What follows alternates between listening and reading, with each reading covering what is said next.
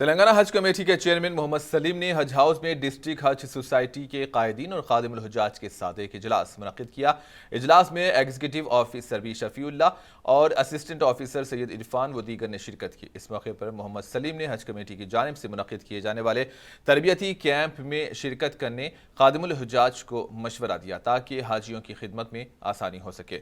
इन्होंने कहा कि वो कल एयरपोर्ट का दौरा करते हुए आज़मीन हज की रवानगी का भी जायजा लेंगे। सलीम ने कहा कि तेलंगाना रियासत से आज़मीन हज का पहला काफिला 7 जून से रवाना होगा। हैदराबाद एम्बार्केशन पॉइंट से 6000 से ज्यादा आज़मीन हज के लिए रवाना होंगे। इस बार हुकूमत हिंद की विस्तारा एयरलाइंस की खिदमत हासिल की गई हैं। इजलास में हज कमेटी के अरकान ने भी शिरकत की। मीटिंग हुई, उनको पूरे डिटेल हज के गाइडलाइंस बताए। हम एग्जीक्यूटिव ऑफिसर मेंबर्स सब मिलके जो है ना एक मीटिंग हुई यहाँ पर, और खादिमुल हुज्जाज भी है, उनको भी ट्रेनिंग कैंप अटेंड करना बोल के, और हाजियों की खिदमत कैसा करना, क्या क्या करना है वहाँ जाके, फैसिलिटीज़ हाजियों को तकलीफ नहीं होना बोल के वो आज डिटेल में बात करें इंशाअल्लाह ताला।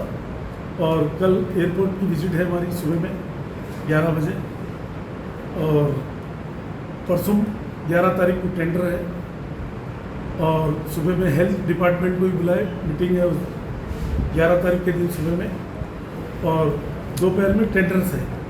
इंशाल्लाह सब चीज़ फास्ट तरीके से हम लोग